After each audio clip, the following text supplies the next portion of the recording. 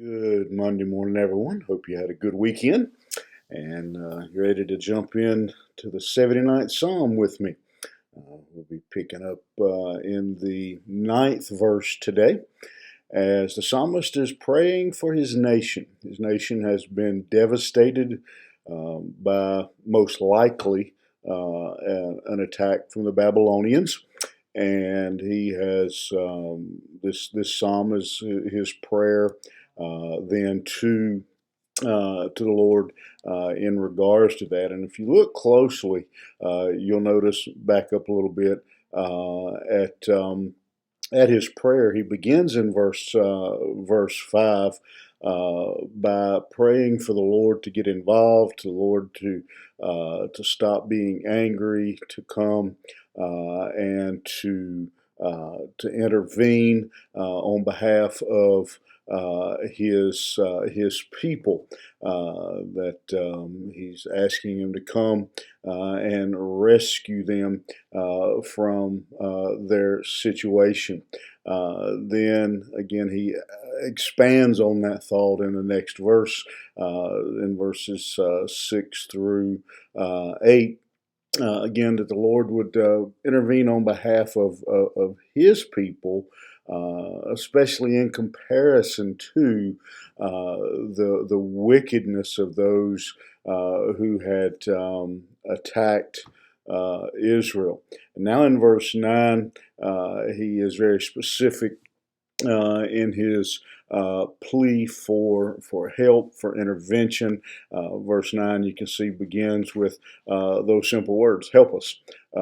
He cries out in that light. And just in thinking of that, I think that's an encouragement, a place for us to stop for a moment and just think about our own country, our own situation, and to cry out that the Lord would intervene, would step in and help our nation, help us, help our church. That's a good place to start in many situations, whether it's our family, our church, our nation.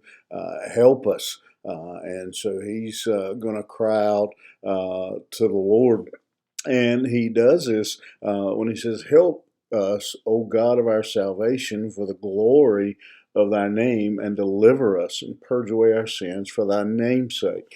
And so, like many times we have seen in the Psalms, one of the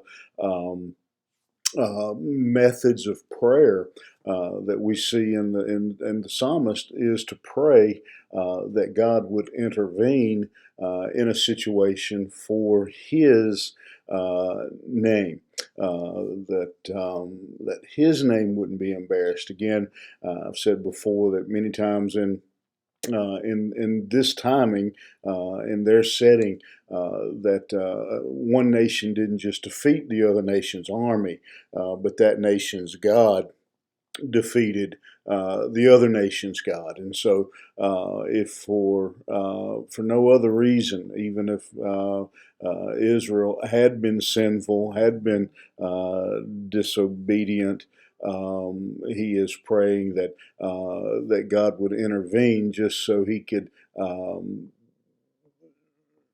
protect, vindicate his own name.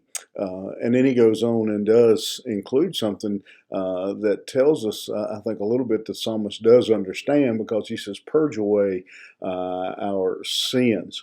And so he recognizes something, an important lesson there for us, that the connection between the intervention of God and the forgiveness of sins. He wants, Asaph knows that, I think he realizes that God is not going to intervene, not going to rescue Israel apart from that there's going to have to be a change of heart on the people of Israel. And again, a mighty lesson for us today, that many people are praying, for example, in America, many people are praying, God bless America. And, God help America, God heal America. And I think that if, we should be able, I think, to easily uh, hear God saying, "Why should I bless America? Why should I heal America? Why should I do anything for America?" Considering the culture and the nature that goes on. So the psalmist here recognizes that connection between the sin of Israel and their current plight, and the necessity of forgiveness and change on the part of Israel.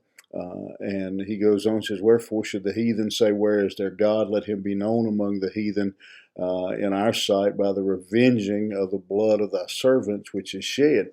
And so he comes back to um, this plea of asking God to intervene and to judge these nations that have attacked Israel, because they're mocking him, and so he's again showing his concern for the name or the reputation of God. And he goes on and says, "Let the sighing of the prisoner come before thee, according to the greatness of thy power. Preserve thou these that are appointed to die." And so again, he cries out on behalf of the prisoners. The Babylonians were known as an extremely cruel, ruthless group of people, and so many of the Israelites would be executed, and so the psalmist again is praying for their deliverance, and render unto our neighbors, verse 12, sevenfold into their bosom their reproach wherewith they have reproached thee. And so what he's saying there is, pay them back. What they have done to Israel, you return that judgment on them. And so, as we look at these psalms, these verses, and they're fairly somber verses and reminders again of the nature of God, the importance of confession and forgiveness, the relationship between sin and judgment, that we're reminded of here. But one of the things that strikes me as I read this psalm is that even in a time when Israel was being judged and punished for their sin, and again, obviously, of their own admission here, as Asaph had said in verse 9, "Purge away our sins." And so he's acknowledging their role, their responsibility in this, but even in that situation of judgment, for sin, the psalmist here still is allowed, still has the privilege, the freedom to go to God and to ask for help. And so there's again a great lesson there for us that that regardless of our situation, again, I think that's one of the greatest lessons throughout all the Psalms, is that regardless of the situation, regardless of the cause of the situation, that we have access to God, that we can go before Him and plead for deliverance, plead for assistance. Certainly, in connection, again, I don't want to overlook that, in connection with confessing and dealing with the sin that got us in that predicament to begin with. But it's not that we have been cut off forever from God. We have access to the Father. We have access to Him. And so this morning, I would just encourage you that wherever you find yourself, whatever situation you find yourself in, um, whatever dilemma, whatever predicament you find yourself in, to remember that we always have the ability, as a child of God, to be able to go before Him, go to Him, and share our burdens. And in doing so, again, confess our sins and deal with those things that got us into that predicament to begin with. I'm always, when I think about that, I'm reminded um, of. Of the idea of God as Father, and probably most that are listening, watching today, you may be a parent yourself, and I think you know that and again, when I speak, I know there are bad parents, there are all kinds of crazy people out there, but generally speaking, most parents, regardless of how unhappy they are with their child's decisions, with their child's actions, their disobedience.